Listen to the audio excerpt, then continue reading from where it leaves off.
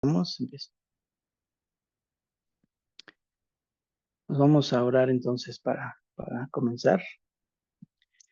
Y y bueno, para seguir con los temas. Bendito Dios, te damos muchas gracias, Padre. Tú eres bueno y fiel, Señor.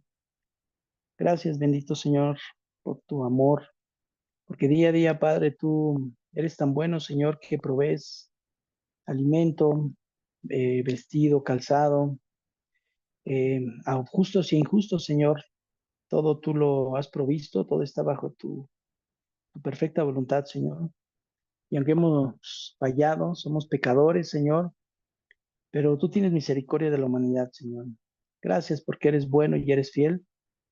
Y pues quedamos en tus manos, Señor, para poder caminar conforme a tu voluntad, conforme a tus principios, conforme a los principios bíblicos, Señor, que tú has dado, los mandamientos, todas las ordenanzas, Señor. Ayúdanos, Señor, porque te necesitamos, Padre. Te damos gracias en el nombre de Jesús. Amén, Señor.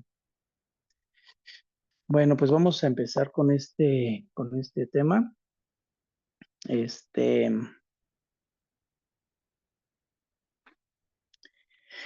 bueno, vamos a ver un tema que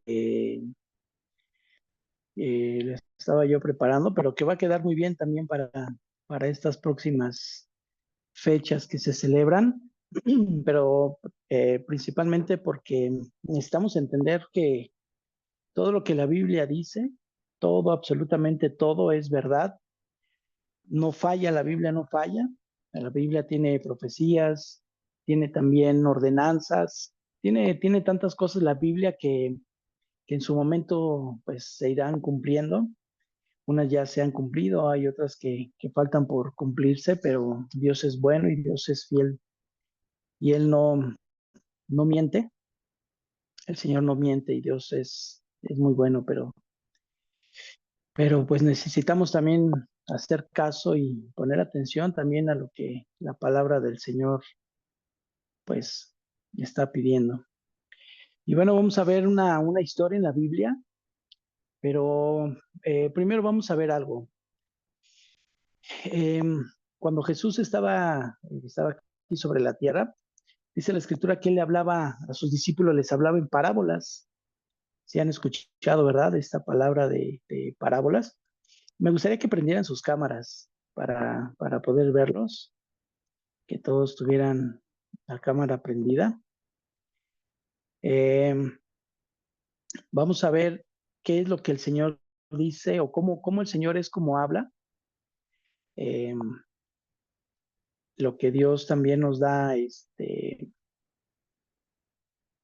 su palabra. Y bueno, pues si han escuchado la parábola, ¿verdad? Que el Señor hablaba en parábolas.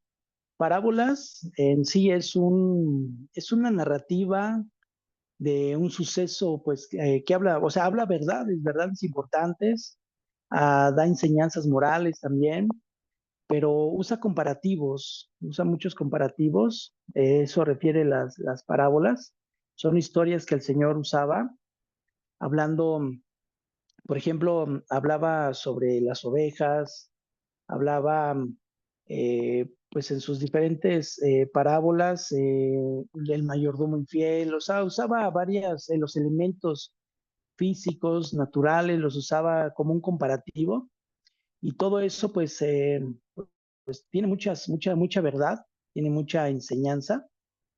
Entonces, así es como el Señor hablaba por esas parábolas, las usaba mucho, porque bueno, pues muchos en ese tiempo eran pescadores, eran sembradores, recolectores de impuestos, entonces todo eso el Señor lo usaba para hablar de una verdad y daba pues sí, daba enseñanzas, este, eh, pues muy profundas, enseñanzas que daba el Señor, que pues nos ponía a pensar, ¿verdad? Ponía también, aún a la fecha, ¿verdad? Nos pone a pensar cuando Él habla por medio de las parábolas a través de la Escritura.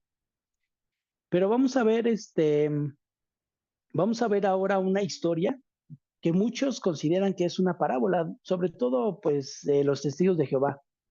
Ellos consideran que la historia es la del rico y Lázaro y ellos dicen que es una parábola, que no es algo que haya sido que haya sido o que sea un suceso real. Pero la Biblia dice lo contrario y lo vamos a ver. Lo vamos a ver porque es por lo que es una realidad. Voy a leerles el rico y Lázaro. Esa es la historia completa, se la voy a leer, se las voy a leer. Está en Lucas 16, del 19 al 31, pero sí me gustaría que pusieran mucha atención, por eso les decía que pudieran prender sus cámaras también para que no estuvieran distraídos y estuvieran atentos a lo que dice la escritura. Dice la parábola, perdón, dice la historia del rico y Lázaro. Dice, había un hombre rico que se vestía de púrpura y de lino fino y hacía cada día banquete con esplendidez. Había también un mendigo llamado Lázaro que estaba echado a la puerta de aquel, o sea, a la puerta del rico, lleno de llagas y ansiaba saciarse de las migajas que caían de la mesa del rico. Es decir, era un hombre muy pobre que estaba él pues sentado a las puertas a la afuera de la casa o del palacio de este hombre rico. Y dice, y aún los perros venían y le lamían las llagas. Es decir, era un hombre, aparte de pobre, era un hombre que estaba enfermo. Y aconteció que murió el mendigo y fue llevado por los ángeles al seno de Abraham. Y murió también el rico y fue sepultado. O sea, aquí el suceso, esto es un hecho real, da nombre, en las parábolas nunca da nombre del Señor Jesús, simplemente usa los elementos como el trigo, la cizaña, las rocas, usa varios elementos, pero aquí da nombre. Por eso, pues sí, es una historia que es verdadera, porque da nombre, da seña, da nombre, puntualmente está hablando de personas. Entonces vemos que este hombre era muy pobre y además estaba enfermo y tenía mucha necesidad. Pero dice que cuando murió el mendigo, dice, fue llevado por los ángeles al seno de Abraham. El seno de Abraham estaba en el centro de la tierra y estaba de frente al Hades, es decir, donde ahora conocemos que es el infierno. Estaban de frente esos dos lugares, pero en uno pues estaba Abraham, el padre de la fe, y en el otro pues estaba el lugar de tormento. Digo estaba porque cuando Jesús vino dice que llevó cautiva la cautividad, es decir, que él ahora ese lugar, ya el seno de Abraham ya no es ahí, ahora es el paraíso, es el lugar en el cielo donde están las almas que mueren, que han entregado su vida a Cristo. Ahí están esas almas. Pero las otras están en ese lugar de tormento que dice, ese lugar sigue ahí todavía. Y dice, y en el Hades, o sea, en el lugar de tormento, alzó sus ojos. Pero ¿quién lo hizo? Bueno, pues lo hizo el rico, porque el rico no conocía al Señor, no tenía temor de Dios. Dice que cuando murió fue sepultado, nada más dice, fue sepultado. Pero obviamente aquí especifica en dónde estaba. Dice, y en el Hades alzó sus ojos, estando en tormentos. O sea, lo especifica. Y vio de lejos a Abraham y a Lázaro en su seno. Es decir, vio a Abraham, el padre de la fe, y a Lázaro en su seno, él como recostado en su pecho. Dice, entonces él, o sea, el hombre rico que había muerto y fue al lugar de tormento, entonces él dando voces dijo, Padre Abraham, ten misericordia de mí y envía a Lázaro para que moje la punta de su dedo en agua y refresque mi lengua, porque estoy atormentado en esta llama. ¿Se imaginan el dolor? Aquí lo está narrando el Señor, o sea, estaba en un lugar de tormento pleno y él decía, pues por lo menos quiero refrescar mi lengua. Pero vean lo que contestó Abraham, dice, pero Abraham le dijo, hijo, acuérdate que tú recibiste tus bienes en tu vida y Lázaro también males, pero ahora este es consolado aquí y tú atormentado. ¿Y por qué era? Pues porque el hombre rico, pues él no le importaba la vida, él andaba en fiestas, un hombre dice que hacía banquete diario, siempre tenía banquete, el hablar en banquete es tener fiesta. Entonces él estaba siempre enfiestado, siempre bebiendo. Era un hombre que no le importaba otra cosa más que él recolectar, tener dinero, su ambición y todo lo que conlleva. Y a él no le importaba otra cosa. No le importaban los pobres, no le importaba absolutamente nada ni nadie. Y el hombre, y Lázaro, pues era un hombre que pues por lo que la escritura habla, no lo dice, pero va implícito, es decir, pues va la respuesta ahí mismo por la pregunta, ¿no? Y entonces este hombre, ¿qué? ¿Conocía de Dios? Pues claro que sí, porque fue llevado al seno de Abraham. Entonces, ese hombre en el tormento y queriendo pasar al otro lado, ¿y qué le dijo a Abraham? Dice, no, eso es imposible. Tú hiciste, acuérdate de lo que recibiste, tus bienes en tu vida, o sea, los recibiste, pero no los aprovechaste. Recibiste dinero, recibiste muchas cosas buenas, pero no aprovechaste todo esto. Dice, y también Lázaro males, pero a pesar de que Lázaro tenía males, él no se había apartado de Dios, él buscaba de Dios cada día. Entonces, dice, y además, dice, de todo esto, una gran cima está puesta entre nosotros y vosotros, de manera que los que quisieren pasar de aquí a vosotros no pueden, ni de allá pasar acá. Es decir, aquí lo que está explicando es de que quien muere sin Cristo y va al lugar de tormento, ya no hay tiempo, ya no hay nada que pueda hacer para que pueda llegar a la presencia de Dios. Una persona que muere, porque en la vida es donde está la oportunidad. Aquí en esta vida es donde tenemos la oportunidad de conocer de Cristo, de entregar nuestras vidas al Señor. Y si aquí no la aprovechamos, entonces ya no va a haber, cuando muera alguien, ya no va a haber la oportunidad, ¿eh? Ya no va a haber la oportunidad. Y eso es lo que le está diciendo Abraham. Le dice, además de esto, una gran cima está puesta entre nosotros y vosotros, es decir, entre ustedes, ¿no? Y acá entre el Hades y el paraíso, de manera que los que quisieran pasar del Hades al cielo, al seno de Abraham no pueden hacer, o del seno de Abraham al Hades tampoco, o sea, es una cima muy grande. Y entonces, aquí viene lo interesante. Dice, entonces le dijo, es decir, el hombre rico que estaba en el lugar de tormento, le dijo, te ruego, ya es una súplica, te ruego pues, padre, ya le hablaba como padre, ¿verdad? Que le envíes a la casa de mi padre, porque tengo 5 hermanos, para que les testifique a fin de que no vengan ellos también a este lugar de tormento. Es decir, lo que él quería es de que le dijera a Lázaro o que dejara que Lázaro fuera al lugar de vida en este mundo para testificarle a los otros 5 hermanos del hombre rico. Dice, para que les testifique y no vengan a este lugar. O sea, lo que estaba pidiendo obviamente es algo imposible. ¿Y qué dice? Dice, te ruego, le dijo, te ruego pues, padre, que le envíes a la casa de mi padre, porque tengo 5 hermanos, para que les testifique a fin de que no vengan ellos también a este lugar de tormento. ¿Se imaginan?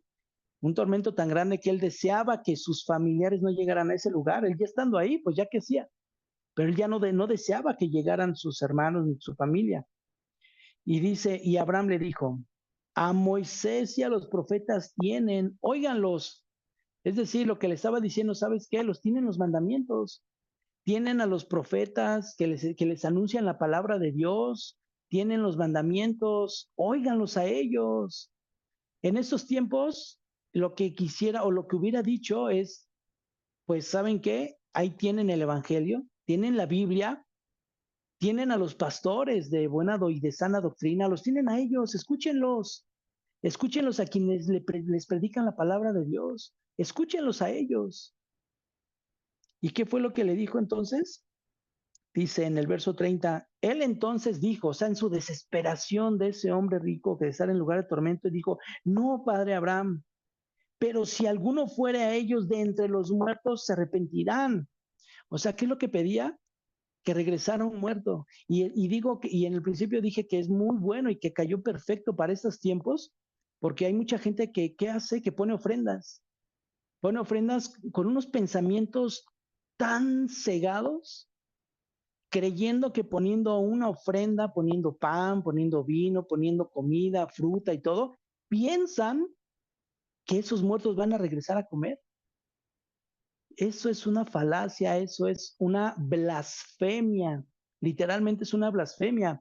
Y hay mucha gente que asegura y que dice que por las noches ve y dejan rastro los muertos y que vienen y todo. Les voy a decir una cosa. No es la gente, no las personas. Aquí lo estamos viendo. No hay nadie que pueda salir ni del infierno ni del cielo para venir a este mundo. Entonces pueden imaginarse qué es. son demonios, literalmente son demonios que hacen esas cosas. ¿Para qué?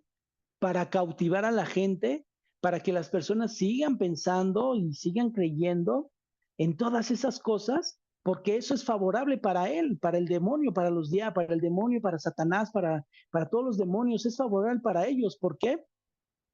Pues porque lo único que están provocando y que están incitando y que están logrando es de que la gente no crea en Dios, no crea los principios de Dios, no crea los mandamientos de Dios, no crea lo que está escrito en la Biblia. Y entonces, al no creer que dice la Biblia que los muertos no pueden salir ni del cielo ni del infierno, creen a esas blasfemias y creen a esos pensamientos humanos. ¿Y qué pasa? Dejan de ver a Dios. Y eso es una blasfemia bien grande. ¿Saben por qué? Porque están haciendo mentiroso a Dios y Dios no miente. Si Dios dice que no puede salir nadie del cielo ni del infierno, es porque nadie puede salir. Y la gente que cree que los muertos vienen a este mundo está totalmente equivocado. Hay un error tan grave que si no se arrepienten y dejan esas prácticas, van a llegar al lugar de tormento donde está este hombre. Pero lo peor de todo es de que ahorita no creemos. Ahorita decimos, no, no creo, o falta mucho tiempo, no sé, no, pues déjame decirte, puede ser ahorita, puede ser mañana, puede ser al rato, puede ser la siguiente semana, cuando Dios demande tu vida o mi vida.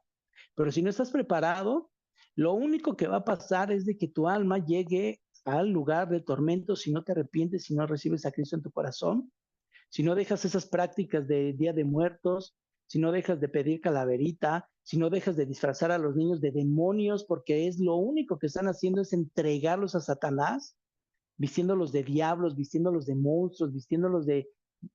O, o sea, no entendemos. O sea, ¿qué parte no entendemos?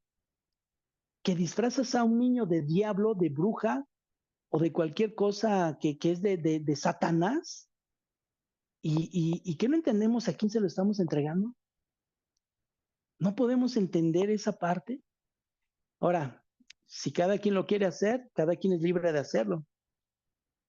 Mi función es predicar la palabra, enseñarle lo que dice la Biblia, como dice aquí la Escritura. A Abraham y a los profetas y a la ley tienen, a ellos óiganlos. Bueno, pues yo les estoy pregonando precisamente el Evangelio, les estoy pregonando precisamente las Escrituras, la palabra de Dios. Entonces, lo que el Señor puede decir es, bueno, pues ahí lo tienen, óiganlo, y no oigan, no a Él mismo, o sea, no es que a mí me tengan que escuchar, sino a la palabra de Dios que yo mismo les estoy predicando, yo mismo les estoy enseñando. Entonces, nadie, ¿se imaginan? Imagínense nada más. El cielo es un lugar hermoso, un lugar de paz, donde no hay enfermedad, donde no hay tristeza, donde no hay llanto, donde todo es alegría porque se está en la misma presencia de Dios. Y el lugar de tormento es exactamente todo lo contrario, un lugar donde hay tormento, donde hay dolor, donde hay llanto, donde hay odio, donde te vas a encontrar, si no te arrepientes, con las personas que odias en vida, que no las puedes ni ver, que solamente deseas mal, que solamente les maldices, que les hablas groserías, que cuando los ves te duele hasta el estómago del coraje, del odio, del rencor.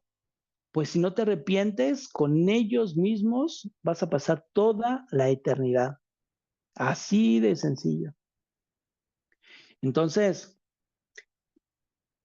si alguien que está en el infierno, ¿ustedes creen que Dios va a permitir que salga de ese lugar para estar aquí? Es un lugar de tormento eterno, y el tormento eterno es de que nunca jamás va a salir la persona de ahí, ni siquiera por una millonésima de segundo. Nunca, ni por nada. Y lo contrario de las personas que mueren con Cristo y que están en el cielo, que están en el paraíso, que están en la presencia de Dios. ¿Ustedes creen que una persona que está en un lugar de paz, que está en un lugar de alegría, donde no hay enfermedad, donde hay gozo, donde hay alegría, ustedes creen que Dios va a permitir que esa persona venga a esta tierra a seguir viendo el sufrimiento, a seguir viendo la matanza, a seguir viendo cómo la gente se odia, a seguir viendo cómo la gente muere de enfermedad, a seguir viendo cómo la gente muere por asesinatos, por secuestros, desapariciones, violaciones? ¿Ustedes creen? Es algo ilógico, es algo ilógico que no puede suceder jamás. Nunca va a suceder, no va a suceder nunca. Entonces, aquí está una de las pruebas en las que precisamente en esas fechas que vienen, cada quien tiene decisiones, cada quien. Pero cuando vengan las consecuencias, si no, si no ordenan su vida, se van a acordar de este preciso momento y en ese lugar van a decir, ¿cómo no hice caso? Como este hombre, en el lugar de tormento, entendamos algo, alguien que está en el cielo ya pierde toda conciencia de lo que sucede aquí en la tierra. La pierde absolutamente porque es transformado. Es una nueva criatura, es un nuevo ser, un ser perfecto. Entonces su memoria ya no va a estar, ay, yo me acuerdo que allá tenía hijos, ay, tenía nietos, ay, me acuerdo que allá cuando vivía en San Vicente, yo vivía de aquel lado. No, jamás. Ay, yo tenía estudios, yo cursé o no cursé. No, no, no, nunca va a pasar eso. Pero la persona que está en el lugar de tormento se va a estar consciente de todo eso. Y la prueba está aquí. Él se acordaba que tenía hermanos y el hombre que llegó, este Lázaro, cuando llegó al seno de Abraham, él nunca, no dice, la Biblia no narra que él dijo, ay, yo me acuerdo que allí, ¿verdad? Estaba yo y tenía enfermedades, los perros venían, me lamían las llagas, no tenía dinero, no tenía absolutamente nada, no lo dice.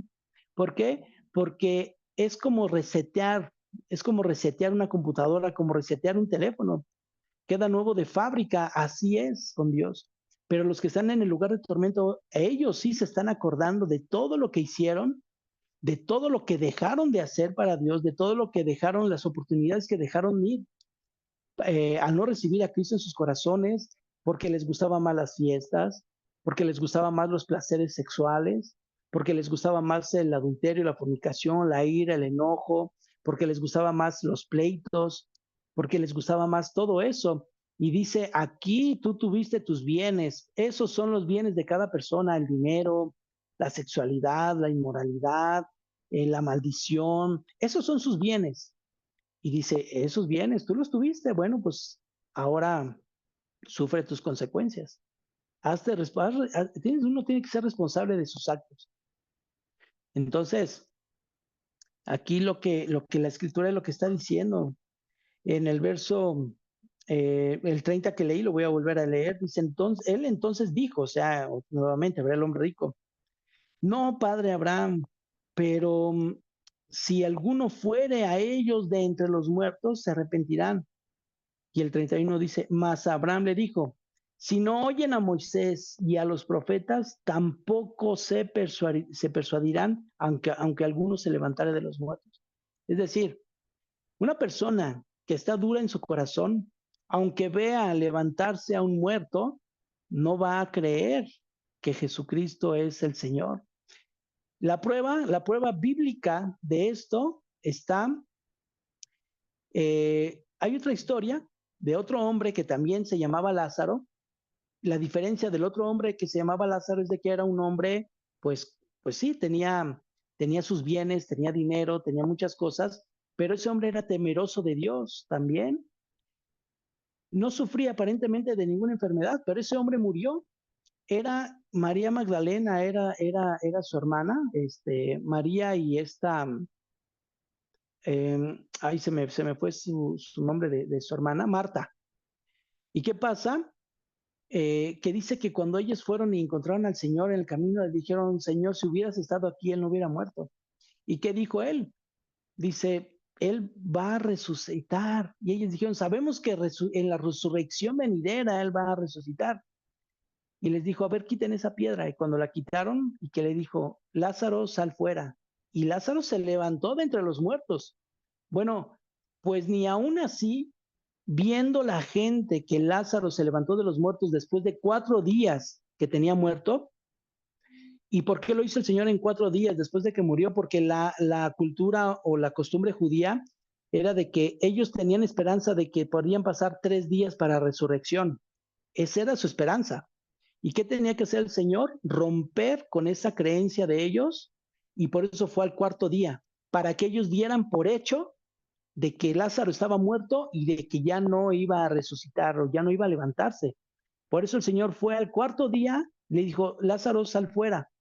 Cuando Lázaro sale, dice, vayan y quítenle las vendas, desátenlo de pies y manos y quítenle las vendas. Bueno, pues de todos los que estaban ahí, eran multitudes las que estaban y que vieron y presenciaron ese hecho, muy pocos se convirtieron a Cristo y la gran mayoría siguió sin creer en Jesucristo y que Él tiene el poder de resucitar a la gente. Entonces, por eso aquí en esa parábola dice, mas Abraham le dijo, si no oyeran a Moisés y a los profetas, es decir, las leyes, la Biblia, a quienes predican la palabra, tampoco se persuadirán, es decir, tampoco van a creer, aunque algunos se levantaren de los muertos. O sea, el Señor está totalmente seguro que ni aunque alguien se levante de los muertos, es más, ¿qué pasa y qué ha pasado cuando alguien que no es creyente, a lo mejor está enfermo de cáncer o de cualquier cosa? ¿Qué pasa cuando esa persona, los médicos le dicen, ya estás eh, libre, ya estás con sanidad, ya no tienes cáncer? ¿Qué pasa? ¿No va la gente inmediatamente a la basílica a darle gracias a la Virgen de Guadalupe? ¿No va la gente inmediatamente con sus ídolos a darle gracias al San Judas Tadeo? ¿No va la gente a darle gracias a la estatua de la muerte? ¿No va la gente a darle gracias que a San Arcángel, que a San quién sabe quién? No va, ¿no es cierto? Y a últimas se acuerdan de Dios. Eso es una blasfemia. Un ídolo no tiene nada, ningún poder para hacer absolutamente nada. Y así lo dice la Biblia. No tienen poder, no pueden moverse por sí solos, no pueden ver, no pueden palpar, no pueden oír. Entonces, aquí dice, pues ni aunque se levante alguien de los muertos.